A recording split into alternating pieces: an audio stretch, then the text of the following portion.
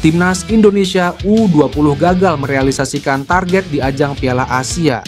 U20 yang hanya menduduki peringkat 3 dengan raihan 1 poin setelah gagal bersaing di grup C. 2 kekalahan dan 1 hasil imbang ini jauh DSRI target yang dicanangkan PSSI untuk melaju ke babak semifinal yang otomatis lolos ke Piala Dunia U20 mendatang. Pelatih Indra Syafri meminta maaf atas capaian ini karena tidak bisa meraih target bersama Timnas Indonesia U20 dalam ajang Piala Asia. Saya mewakili tim dan saya pribadi sebagai pelatih yang dipercaya minta maaf kepada semua masyarakat Indonesia. Tidak bisa memenuhi keinginan untuk lolos ke Piala Dunia U20 2025, kata Indra Syafri. Dirinya mengaku jika ada 3 target yang diembannya selama setahun menangani Timnas Indonesia, namun hanya 1 yang bisa terpenuhi, yakni juara Piala AFF. Tidak lupa dirinya mengapresiasi kepada seluruh pihak yang telah mendukung Timnas Indonesia selama dirinya menjadi pelatih dan siap untuk dievaluasi dengan hasil yang telah dicapai.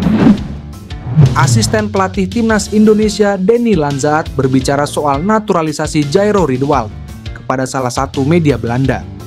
Ambisi Indonesia masuk Piala Dunia 2026 mendapat perhatian Voetbal Premier. Rencana mendatangkan pemain naturalisasi baru menjadi pertanyaan yang diajukan kepada Lanzaat. Mantan gelandang yang pernah membela sederet klub di Liga Belanda itu tidak menutup kemungkinan langkah merekrut pemain baru lewat jalur naturalisasi. Nama Riedewald pun dijadikan objek pertanyaan. Hal itu tidak mengherankan karena pemain yang kini bermain di Royal Antwerp tersebut sudah sejak beberapa waktu belakangan gencar dinyatakan bakal berganti paspor.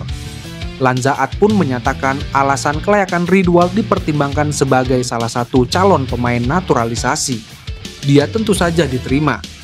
Tapi seperti yang saya bilang, kami mau tim ini bagus. Khususnya para pemain yang sejauh ini sudah tampil baik. Tambahan pasti diterima. Kami memang sudah menyadari atau melihat bahwa para pemain yang bermain di luar negeri tentu memiliki nilai tambah ekstra bagi tim ini, ujar Lanzaat. Pemain terakhir yang dinaturalisasi Indonesia untuk level senior adalah Ole Romeni. Pemain Oxford United itu disumpah menjadi warga negara Indonesia pada 11 Januari 2025, berbarengan dengan 2 pemain untuk kepentingan U20, yakni Tim Gijpens dan Dion Marks. Ayan Ethan Maatsen, bek berbakat keturunan Indonesia, kembali menghadapi kekecewaan dalam karir internasionalnya. Menjelang FIFA Matchday November 2024, Maatsen tidak dipanggil ke tim utama Belanda oleh pelatih Ronald Koeman. Sebaliknya, ia hanya dimasukkan dalam daftar skuad Belanda U21 meskipun penampilannya di level klub semakin menjanjikan. Kekecewaan ini menimbulkan spekulasi apakah Maatsen akan mempertimbangkan pindah kewarganegaraan untuk membela Timnas Indonesia. Keputusan Koeman ini bukan pertama kalinya menimbulkan kekecewaan bagi Maatsen. Bek kiri kelahiran Vlaardingen, Belanda, ini sebelumnya telah beberapa kali diabaikan oleh tim senior, meski konsisten tampil di liga top Eropa, dan menunjukkan performa baik di berbagai level tim nasional muda Belanda. Sebagai pemain keturunan Indonesia dengan pengalaman dan prestasi di liga top Eropa, Maatsen berpotensi menjadi andalan Timnas Indonesia jika memutuskan untuk berpindah federasi. Pemain-pemain keturunan seperti Maatsen dapat memperkuat skuad Garuda, khususnya di lini pertahanan yang membutuhkan sosok bek dengan pengalaman internasional. Masa depannya akan sangat menarik untuk diikuti, baik oleh fans di Eropa maupun di Indonesia. Sebagai pemain yang telah berkompetisi di Eropa, Maatsen memiliki pengalaman bermain di level tinggi yang akan memberi keuntungan besar bagi Timnas Indonesia. Hari ini menjadi hari yang indah bagi Sandy Walsh. Bek Timnas Indonesia itu akhirnya debut di tim barunya, Yokohama F. Marinos. Di awal tahun 2025 ini, Sandy mengambil keputusan besar dalam karirnya. Dia memutuskan pergi dari klubnya di Belgia, VV Mechelen, untuk bergabung dengan klub J Seitu League, Yokohama F. Marinos. Meski sudah beberapa pekan bersama Tricolore, Sandy belum juga debu bersama Marinos. Ia absen di 2 pertandingan pertama Marinos di musim ini Namun hari ini, hari yang ditunggu-tunggu Walsh tiba juga. Ia akhirnya debut bersama Marinos. Hari ini Marinos memainkan pertandingan terakhir di fase grup AFC Champions League Elite. Mereka berhadapan dengan wakil China, Shanghai Port. Pertandingan ini bisa dibilang jadi laga formalitas bagi Marinos, karena mereka sudah dipastikan lolos ke fase gugur. Itulah mengapa pelatih Marinos, Steve Holland, memutuskan untuk membuat beberapa rotasi di laga ini. Salah satunya, ia memainkan Sandy Walsh sejak awal. Di laga ini, Sandy dimainkan sebagai bek tengah. Ia berduet dengan Jason Bottina di jantung pertahanan tricolore. Di laga ini, Sandy tampil dengan solid. Ia mampu membantu Marinos meredam serangan-serangan Shanghai Port di laga ini. Mereka tidak kebobolan sama sekali sehingga mereka menang 2-0 atas tuan rumah. Ketua Umum PSSI, Erick Thohir, dikenal sebagai sosok yang tegas dan objektif dalam memberi penilaian. Hasil buruk yang didapat Timnas Indonesia U20 di Piala Asia U20 2025 berpotensi membuat Erick Thohir mengeluarkan langkah tidak populer, yakni memecat Indra Syafri. Keputusan ini bisa diambil karena PSSI telah memberikan fasilitas yang luar biasa kepada Indra Syafri, namun gagal mencapai target.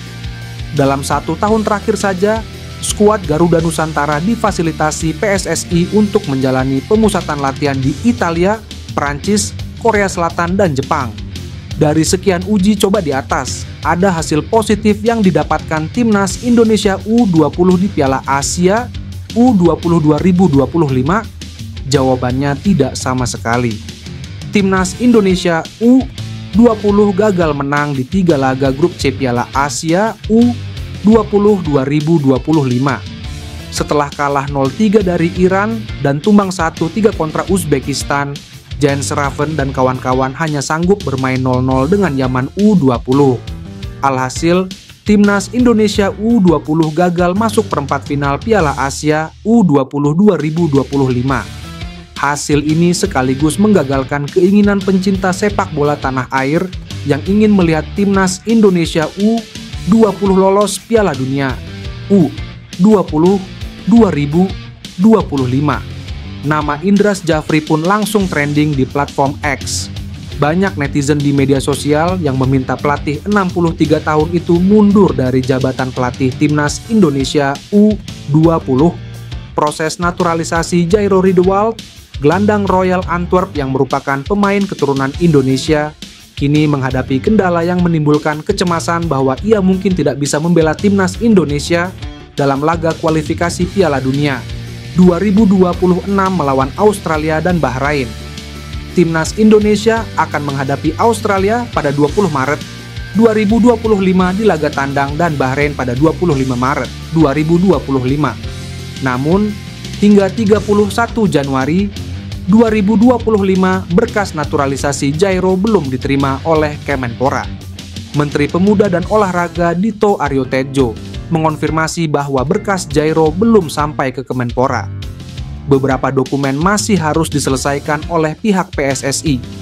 Sementara itu, pengamat sepak bola Roni Pangemanan mengungkapkan bahwa informasi terbaru dari PSSI menunjukkan bahwa proses naturalisasi tersebut belum selesai.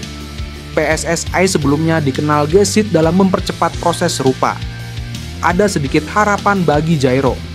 PSSI sebelumnya berhasil mempercepat proses naturalisasi pemain seperti Mees Hilgers dan Eliano Reinders.